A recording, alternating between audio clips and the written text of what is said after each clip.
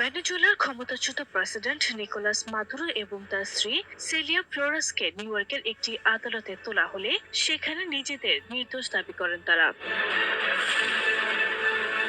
এ সময় মাদুরো বলেন, আমি আমার দেশের প্রেসিডেন্ট, আমাকে ধরে নিয়ে আসা হয়েছে। এ সময় মাদুরোর স্ত্রী সেলিয়া ফ্লোরেসও আদালতে মাদক সম্পর্কিত অভিযোগ থেকে নিজেকে নির্দোষ দাবি করেন।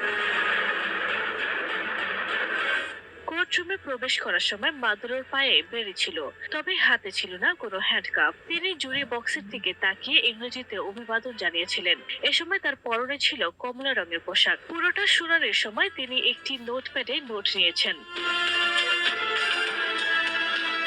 মাদুরার মামলার বিচারক অ্যালভিন হেলারস্টাইন মাদুরের বিরুদ্ধে আনা অভিযোগগুলো পড়ে শোনার পর বক্তব্যে জানতে চাওয়া হলে ৬৩ বছর বয়সী মাদুরো বলেন, আমি নির্দোষ।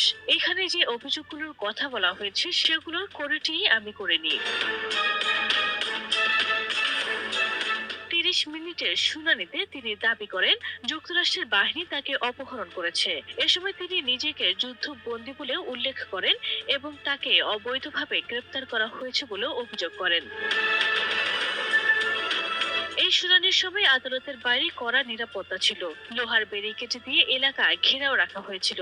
শুনানি শেষে আদালত আগামী ১৭ মার্চ মাদুরোর পরবর্তী হাজিরার দিন ধার্য করে।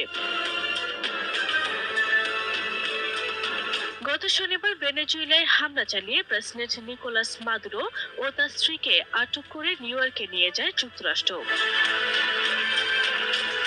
আরবি ইসলাম হিমু, এনটিভি অনলাইন।